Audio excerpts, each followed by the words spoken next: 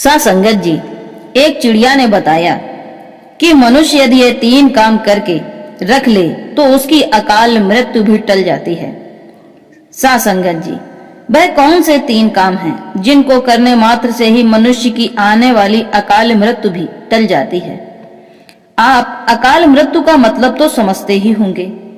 जो मृत्यु समय से पहले अर्थात इंसान की आयु पूरी होने से पहले आ जाती है उसे ही अकाल मृत्यु कहते हैं। अकाल मृत्यु होने पर प्राणी शरीर से मुक्त तो हो जाता है, परंतु सांसारिक लोभ मोह और कष्टों से मुक्त नहीं हो पाता। अक्सर वे आत्माएं जो असमय में मौत होने के कारण शरीर से निकल जाती हैं, पर उन्हें हजारों वर्षों तक भूत पिशाच प्रेत बनकर दुख भोगना पड़ता है। संसार में ऐसे हजारों लोग हैं जिनकी अकाल मृत्यु हो जाती है।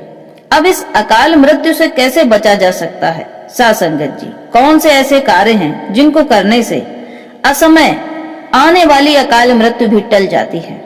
आज की यह वीडियो बड़ी ही ज्ञानवर्धक है, अतः आप सभी से निवेदन है कि बने रहिए वीडियो के अंत तक। यह वीडियो आपके जीवन में बहुत ही कीमती, शिक्षाप्रद और पथ प्रदर्शक सिद्ध होगी।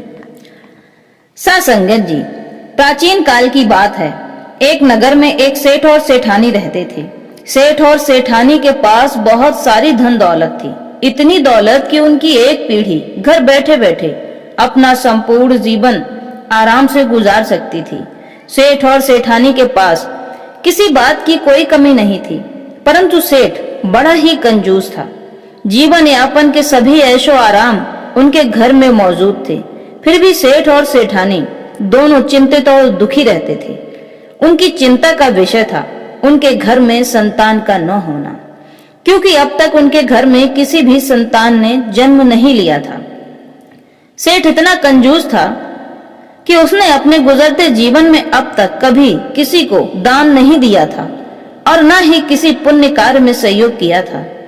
वह सेठ किसी साधु संत भिखारी को भिक्षा भी नहीं देता था और न ही अपने दरवाजे पर किसी को ठहरने देता था। उसने अपने जीवन में कभी भी किसी जरूरतमंद गरीब बुजुर्ग किसी की भी मदद नहीं की थी। उसने अपने जीवन में धर्मपूर्ण कभी कोई कार्य भी नहीं किया था। सेठ यह सोचता था कि उसके बाद उसकी संपत्ति को कौन संभालेगा, जाने उसकी संपत्ति का कौन मालिक बनेगा। उसने अपनी संपत्ति को जितनी मेहनत से कमाया है, क्या संपत्ति का वारिस भी इस संपत्ति को उसी तरह से खर्च करेगा? कहीं उसकी संपत्ति व्यर्थ के कार्यों में नष्ट न हो जाए।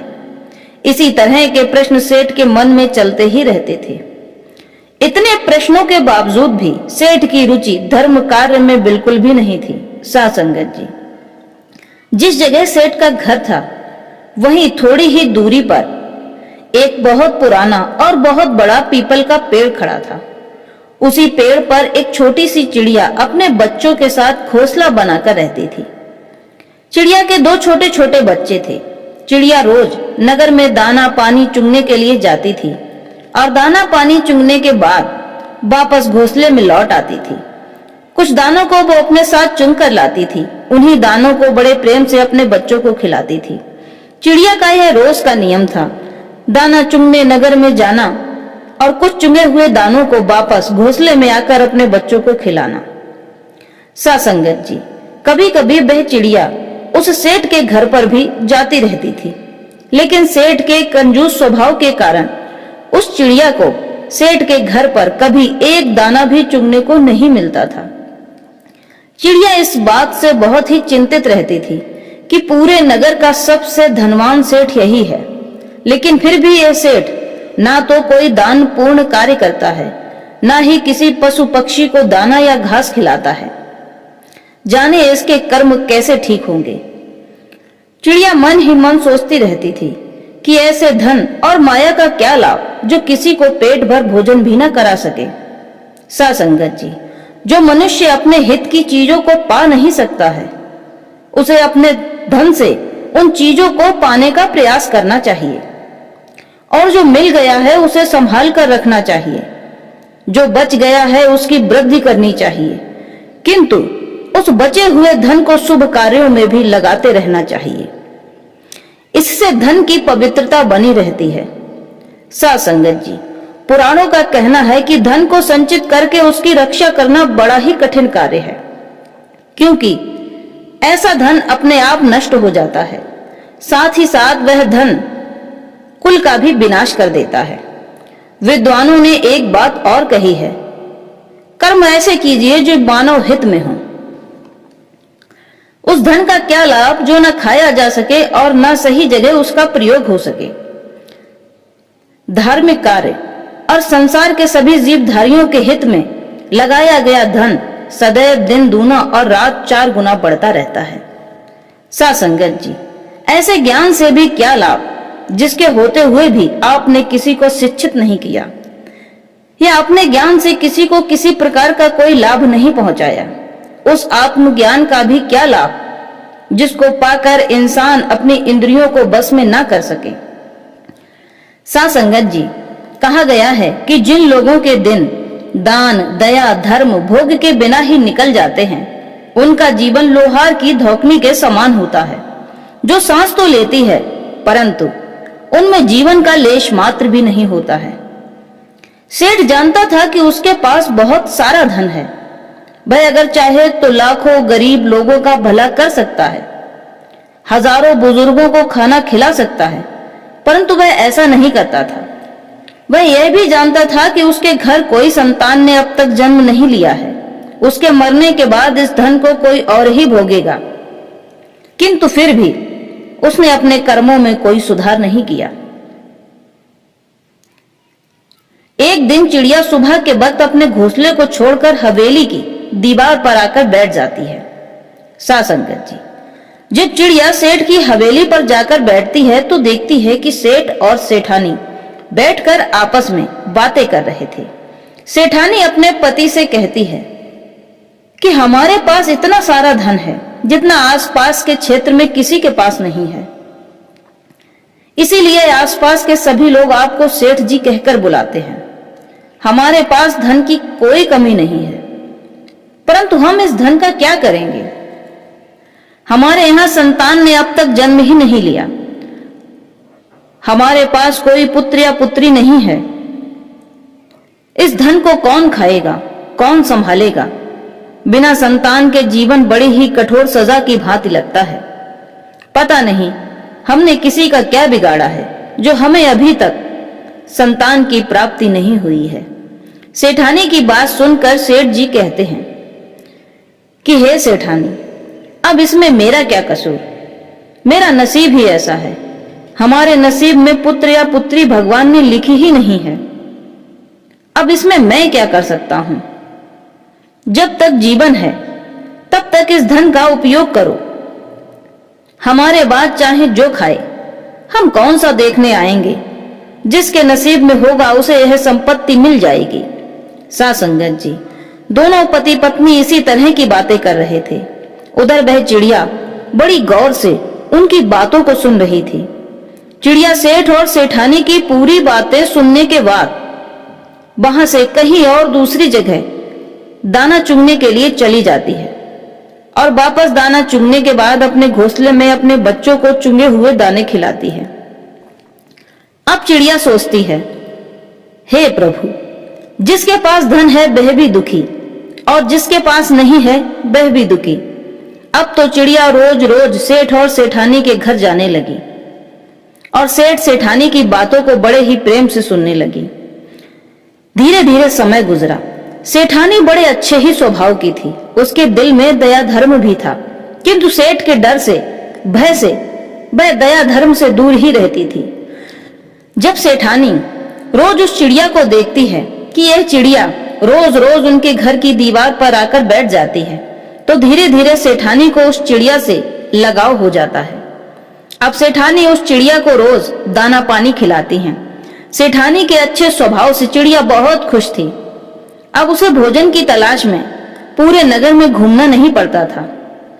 अब वह अपने बच्चों का भी अच्छे से ख्याल रखने लगी थी, क्योंकि अब पूरा समय वह अपने बच्चों को ही देती थी। सेठानी के द्वारा डाले गए दाने लाकर अपने बच्चों को चुंगाती और घोंसले में अपने बच्चों की अच्छे से परवरिश करती।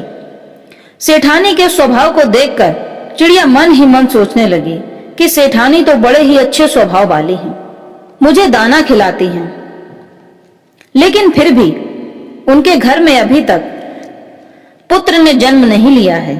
अब वह चिड़िया अपने मन में सोचने लगी कि ऐसा क्या किया जाए जो कि सेठानी को एक पुत्र की प्राप्ति हो जाए। चिड़िया सोचने लगती है कि एक औरत जब मां नहीं बनती तो उसका जीवन अधूरा रहता है। मैं भी एक मां हूं, मादा हूं, और एक स्त्री ही दूसरी स्त्री का दर्द समझ सकती है।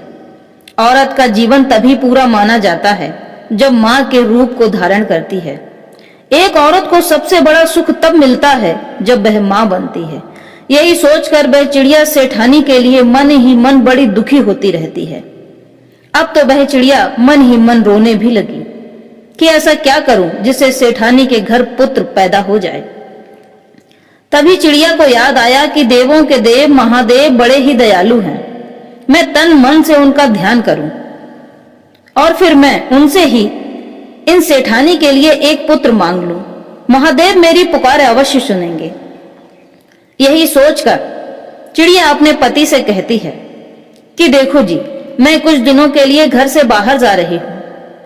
आप हमारे बच्चों का थोड़े दिन तक अच्छे से ख्याल रखना। यह आपको उतना परेशान नहीं करेंगे। मैं जल्दी ही वापस आ जाऊंगी।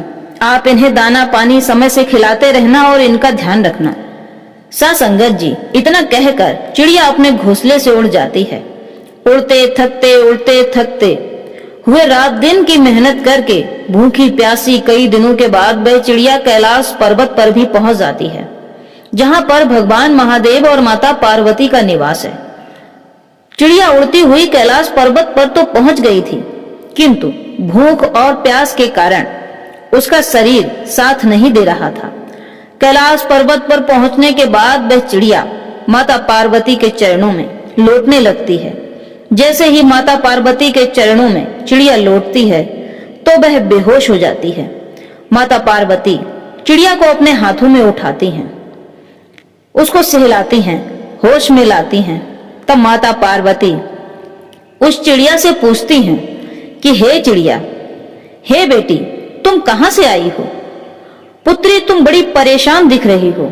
तब चिड़िया माता पार्वती से कहती है कि हे मां, मैं बड़ी ही दूर से उड़कर आई हूं। माता पार्वती ने पूछा, बताओ बेटी, तुम्हें क्या कष्ट है, क्या दुख है? मैं उसे अवश्य ही दूर करूंगी।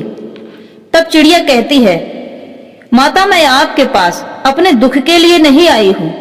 मुझे तो आपने सब कुछ दिया है, बहुत ही अच्छा पति दिया है, 2 बच्चे भी दिए हैं। बस आप इन्हें यूं ही सलामत रखिए। आज मैं यहाँ किसी और के लिए आई हूं। तब माता पार्वती कहती हैं, पुत्री, आप मुझे स्पष्ट बताइए, आखिर तुम किस लिए इतनी दूर से उड़ते उड़ते कैलाश पर्वत पर आई हो?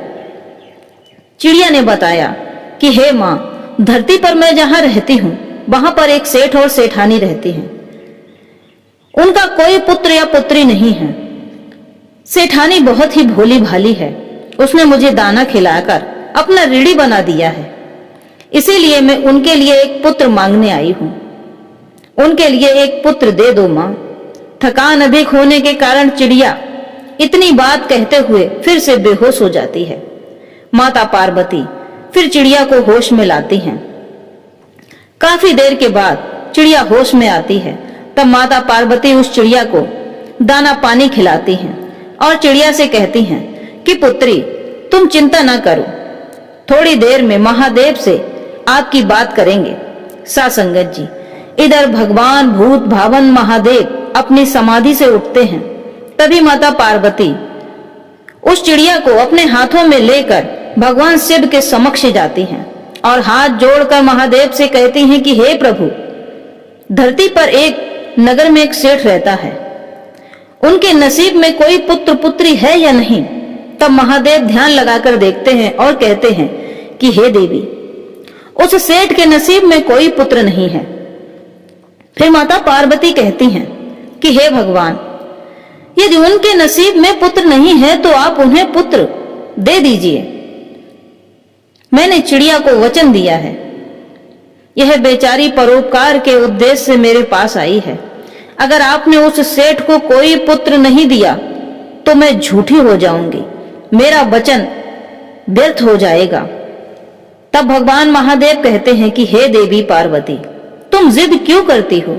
उसके नसीब में तो कोई पुत्र है ही नहीं, मैं उन्हें पुत्र कैसे दे सकता हूं? लेकिन माता पार्वती महादेव से जिद करती रहती हैं और फिर कहती हैं कि यह बेचारी चिड़िया बड़ी दूर से उड़कर आई है और बड़ी आस लेकर आई है कि हम उसकी समस्या का समाधान करेंगे, उसके दुख को दूर करेंगे, उसकी सहायता जरूर करेंगे। यह बेचारी कई दिनों से भूखी प्यासी है, दूसरे का भला करने के लिए हमारे पास आई है, तो क्या हम इसकी बात नहीं मानेंगे? इस बेचारी को यहाँ से निराश ही लौटा देंगे। अगर यह बेचारी यहाँ से निराश होकर लौट गई तो भगवान पर कौन भरोसा करेगा? यह तो बेचारी बिखर ही जाएगी। हे स्वामी, संसार के लोग कहते हैं कि भगवान तक पहुंचना कभी निष्फल नहीं होता है, और यह चिड़िया भी काफी परिश्रम करके हमारे धाम तक आई है, तो क्या हमें इसके बारे में कुछ सोचना नहीं चाहिए? इसकी मदद नहीं करनी चाहिए? सेठानी को एक पुत्र नहीं देना चाहिए? सा संगत जी, पार्वती की इतनी बातें सुनने के बाद महादेव कहते हैं कि ठीक है पार्वती, तुम हर बात पर जिद कर जाती हो और तुम्हारी जिद के आगे मुझे झुकना ही पड़ता है। सा संगत जी, चिड़िया जानती थी कि यदि पिता से बात मनवानी हो तो पहले मां से बात मनवा लेनी चाहिए। भगवान महादेव कहते हैं, वह सेठ इस काबिल तो नहीं है कि उसे पुत्र दिया जाए, क्योंकि वह देवी देवताओं का कभी भी स्मरण नहीं करता, कभी कोई परोपकार का कार्य नहीं करता, कोई पवित्र शास्त्र नहीं पढ़ता, वेद नहीं पढ़ता, भागवत पुराण भी नहीं सुनता। वह पूरा का पूरा नास्तिक है।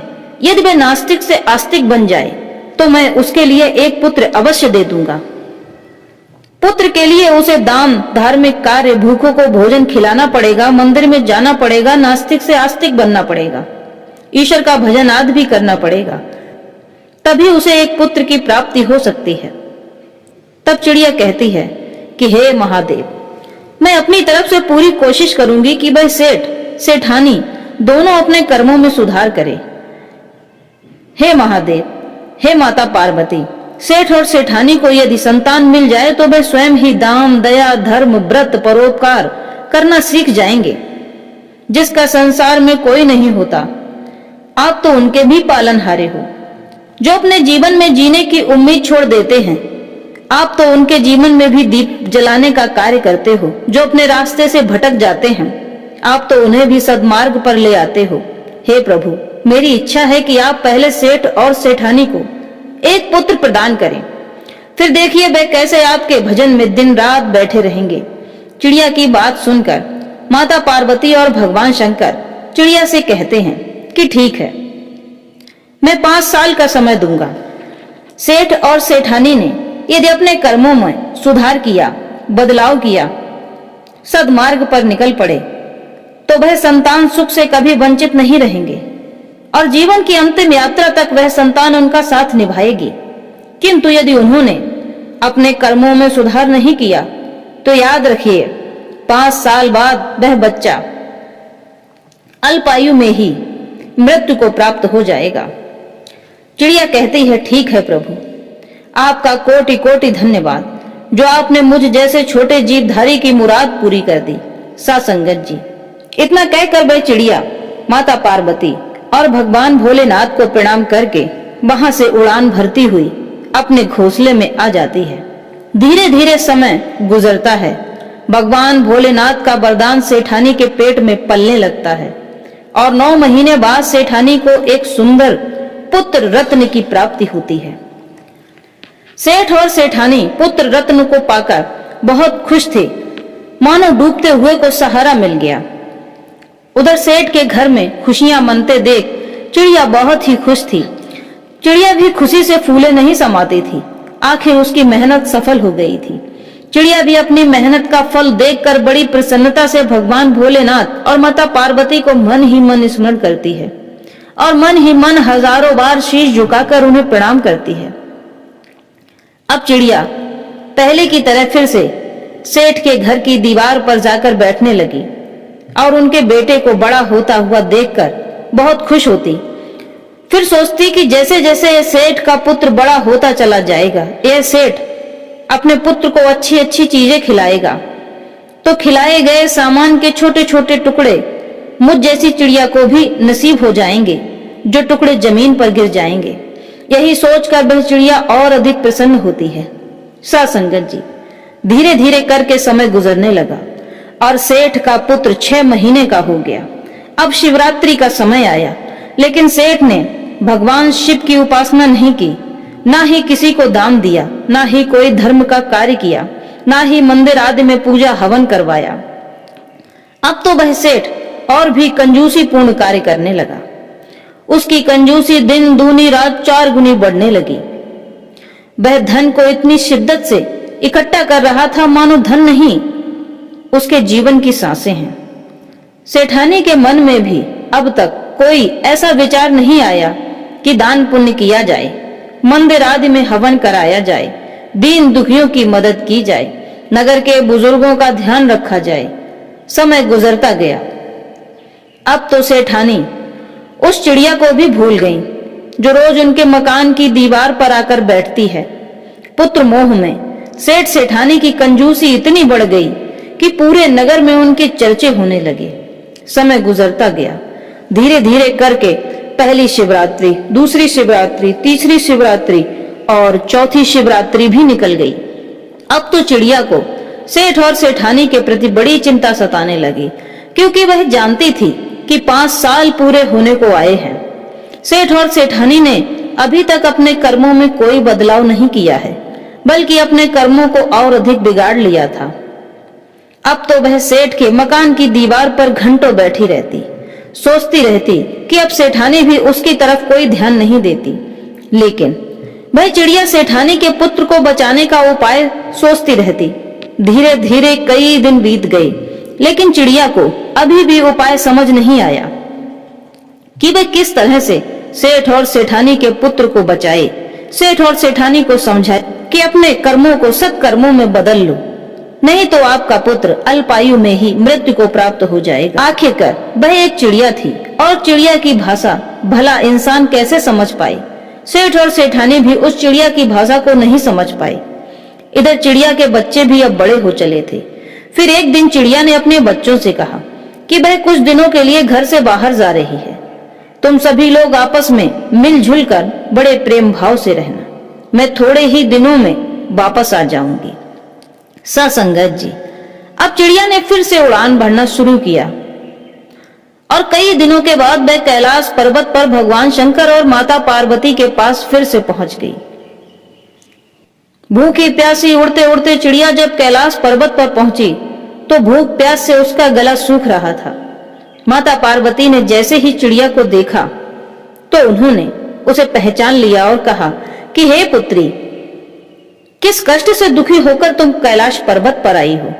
चिड़िया कहने लगी कि मां, मैं जिस वरदान के लिए आपके पास 5 साल पहले आई थी, अब वह वरदान समाप्त होने वाला है।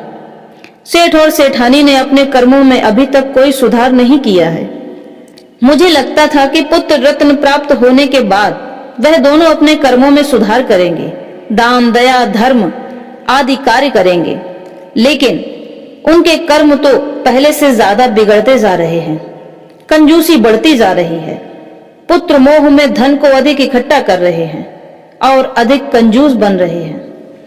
तब माता पार्वती कहती हैं कि हे पुत्री, बताओ मैं तुम्हारी किस प्रकार मदद करूं। चिड़िया कहती है कि हे माता, या तो आप स्वयं जाकर उस सेठ और सेठानी को समझा दें कि वह अपने कर्मों में सुधार करें, वरना आपका पुत्र अल्पायु में ही मृत्यु को प्राप्त हो जाएगा, या फिर मुझे ऐसी शक्ति दे दो जिससे मेरी भाषा सेठ और सेठानी को समझ में आ जाए। तब माता पार्वती भगवान शंकर से कहती हैं कि हे भोलेनाथ, इस चिड़िया की समस्या का कुछ तो समाधान कीजिए। बेचारी 5 साल पहले जितनी परेशान थी, आज भी उतनी ही परेशान है। यह कैसा ऋण है प्रभु? हे प्रभु, कुछ दानों के लिए ऋण के कारण यह चिड़िया कितनी परेशान हो रही है। 2 बार कैलाश पर्वत के चक्कर लगा चुकी है। साथ संगत जी, काश संसार में प्रत्येक प्राणी ऋण की परिभाषा को समझ जाता। इस चिड़िया ने तो कुछ ही दाने सेठानी के हाथ से खाए थे और बेचारी अपने उसी ऋण को चुकाने के लिए कैलाश पर्वत के चक्कर लगा रही है। आज का इंसान तो जिसका खाता है उसी के पीठ पीछे उसकी बुराई करता है, जिस थाली में खाता है उसी में छेद करता है। कलयुग का मानव आस्तीन का सांप बन गया है। चिड़िया की दुविधा को देखते हुए भगवान भोलेनाथ ने कहा कि हे पुत्री, तुम जाओ, अपने घोंसले में वापस लौट जाओ। मैं तुम्हारी समस्या का समाधान कुछ न कुछ अवश्य निकालूंगा। चिड़िया भोलेनाथ और माता पार्वती को प्रणाम करके वहां से वापस चली गई और फिर से सेठानी के घर की दीवार पर जाकर अपना दिन गुजारने लगी। कुछ दिनों बाद माता पार्वती और भगवान शिव शंकर एक साधु और साध्वी का भेष बनाकर उस सेठ और सेठानी के घर आए। जिस समय माता पार्वती और भगवान भोलेनाथ उस सेठ और सेठानी के घर आए थे, संयोग से उस समय वह चिड़िया भी उनके घर की दीवार पर बैठी थी। माता पार्वती और भोलेनाथ ने जैसे ही दरवाजे पर आवाज लगाई कि हे मां, हम कई दिनों से भूखे और प्यासे हैं, कृपया आप मुझे पेट भर भोजन कराएंगी।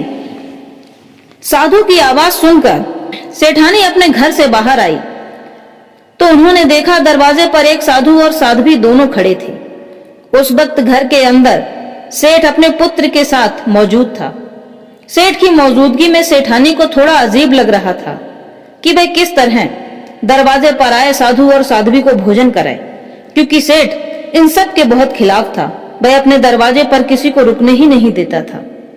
सेठ की कंजूसी के कारण सेठानी के मन में अब द्वंद्व चल रहा था। सासंगत जी, तभी भगवान शंकर सेठानी के मन के भाव को पढ़ते हुए कहते हैं कि हे मां, यदि आपने हमें भोजन नहीं कराया तो हम आपको श्राप दे देंगे। वैसे भी आपके कर्म अच्छे नहीं हैं। आपका सारा जीवन कंजूसी में गुजर गया है। आप और आपके पति ने अब तक कोई भी दान, दया, धर्म और परोपकार का कार्य नहीं किया है। इतनी धन दौलत होने के बाद भी आपका पति दुनिया का सबसे कंजूस आदमी है। दरवाजे पर आए साधु की बात को सुनकर सेठानी डर जाती है और उन्हें घर के अंदर ले आती है। अंदर बैठा सेठ भी उस साधु की बातों को सुन रहा था। तब सेठ सेठानी से कहता है कि हे प्रिय, जल्दी ही भोजन बनाने की व्यवस्था करो और अच्छे से अच्छा भोजन इन साधु और साध्वी को कराओ। फिर सेठ भगवान शिव शंकर और माता पार्वती के चरणों के पास जाकर बैठ जाता है और कहता है कि हे प्रभु, मैं जानता हूं मैंने अपने जीवन में कभी दान, दया, धर्म का कार्य नहीं किया। पहले हम संतान न होने के कारण दुखी थे और दान पुण्य करके क्या होगा, हम तो निसंतान ही मरेंगे। जीते जी हम संतान का सुख भी ना पा सके। बस यही सोचकर हमारे दिन कष्टों से गुजर रहे थे। हमें यह दुनिया भी अच्छी नहीं लगती थी, तो दान, धर्म, दया का विचार कभी मन में आया ही नहीं। जब हमारी कोई संतान ही नहीं है तो हम किसके लिए यह सब करेंगे। और जब संतान प्राप्त हो गई तो संतान मोह में मैं और कंजूसी करने लगा कि मेरी संतान को कोई भी कष्ट ना पहुंचे, किसी के सामने हाथ ना फैलाने पड़े, मेरी संतान को कभी कोई कार्य न करना पड़े, उसका सारा जीवन ऐसो आराम से गुजर सके। हे प्रभु, यह सब जानकर भी आप मुझे श्राप ना दें। मैं अपने कर्मों में सुधार अवश्य करूंगा, दुखियों की मदद करूंगा। आप पेट भर भोजन करके जाइए। तब भगवान शंकर कहते हैं कि हे सेठ, तुम्हारे पास अपार धन दौलत है। तुम चाहते तो इस नगर को खुशहाल बना देते, मगर तुम्हारी कंजूसी ने तुम्हारी ही किस्मत पर ताला लगा दिया। तुम्हारे नसीब में संतान सुख तो था ही नहीं। अपने आंगन में इतने प्रेम से जिस बालक के साथ तुम आज खेल रहे हो, वह तुम्हारे कर्मों से तुम्हें नहीं मिला है। यह तो किसी और की पूजा, साधना, तपस्या और परोपकार का फल है। तुम्हें तो यह भी नहीं पता कि तुम किसके ऋणी हो चुके हो। तुम्हारे मुट्ठी भर दाने के लिए एक चिड़िया ने तुम्हें अपना ऋणी बना दिया। सासंगत जी, चिड़िया भी दीवार पर बैठी बैठी भगवान भोलेनाथ की सारी बातों को सुन रही थी। अब चिड़िया समझ गई थी कि साधु के भेष में सेठ के घर जो आए हैं वह कोई और नहीं बल्कि भगवान भोलेनाथ और माता पार्वती हैं। चिड़िया ने मन ही मन माता पार्वती और भगवान भोलेनाथ को कोटि कोटि प्रणाम किया। तब माता पार्वती कहती हैं कि हे सेठ, एक बार तुम्हारी पत्नी ने इस चिड़िया को मुट्ठी भर दाने खिलाए थे। इन्हीं मुट्ठी भर दानों का ऋण चुकाने के लिए वह चिड़िया हमारे कैलाश पर्वत तक पहुंच गई और तुम्हारे लिए पुत्र मांगा। तुम तो जानते भी नहीं कि तुम्हारे पुत्र को बचाने के लिए यह चिड़िया दिन रात भगवान भोलेनाथ और माता पार्वती का भजन करती रहती है। यदि तुमने अपने कर्मों में अभी तक सुधार नहीं किया तो आने वाले कुछ दिनों के बाद तुम्हारा पुत्र अल्पायु में ही मृत्यु को प्राप्त हो जाएगा। सासंगत जी, सेठ कहता है कि हे प्रभु, मैं अपने कर्मों को सत्कर्मों में अवश्य बदलूंगा। आप मुझे श्राप ना दें, मेरे पुत्र को दीर्घायु ही प्रदान करें। तब सेठ और सेठानी दोनों उस चिड़िया को अपने हाथों में लेकर चिड़िया का धन्यवाद करते हैं। सासंगत जी, जो लोग अपने जीवन में दान, दया, धर्म का कार्य नहीं करते, बुजुर्गों की मदद नहीं करते, उन्हें जीवन में किसी न किसी रत्न रूपी सुख से वंचित रहना पड़ता है। तो भगवान भोलेनाथ उस सेठ से कहते हैं कि हे सेठ, तुम्हारे पास अपार धन है, इस धन से दुखियों की मदद करो, गरीबों को भोजन खिलाओ, बुजुर्गों का सहारा बनो, प्यासों के लिए कुएं खुदवाओ, अनाथों के लिए अनाथालय बनवाओ, वृद्धों के लिए वृद्धाश्रम बनवाओ, सड़क के किनारे राहगीरों के ठहरने के लिए धर्मशालाएं बनवाओ। इस तरह से तुम्हारे धन का सदुपयोग होगा। तुम्हारे सदकर्म के प्रभाव से यह बालक दीर्घायु हो जाएगा और तुम्हारे जीवन की अंतिम यात्रा तक यह तुम्हारे साथ ही रहेगा। सासंगत जी, प्रत्येक मनुष्य को अपने जीवन में कमाए गए धन का 10% दान, दया, धर्म कार्य में लगाना चाहिए ताकि उसके दुष्कर्म सदकर्मों में बदलते रहें। क्योंकि संसार का ऐसा कोई भी जीवधारी नहीं है जो अपने जीवन में थोड़े बहुत दुष्कर्म ना करे। क्योंकि जीवन है तो संघर्ष है और संघर्ष है तो कर्मों का खेल भी। यदि हर व्यक्ति अपनी आमदनी का 10% दुखियों की मदद में लगा दे तो इस संसार में जाने कितने दुखियों, बुजुर्गों और अनाथों का जीवन सुधर जाएगा। सासंगत जी, आज का यह ज्ञानवर्धक प्रसंग यदि आपको पसंद आया है तो वीडियो को लाइक कीजिए, चैनल को सब्सक्राइब कीजिए। खुश रहिए, अपने आसपास रहने वाले सभी लोगों का ध्यान रखिए, खुशियां बांटिए, क्योंकि यही जीवन का मूल मंत्र है। परमपिता परमेश्वर सदैव आप पर अपनी दया, कृपा, अनुकंपा बनाए रखें। धन्यवाद।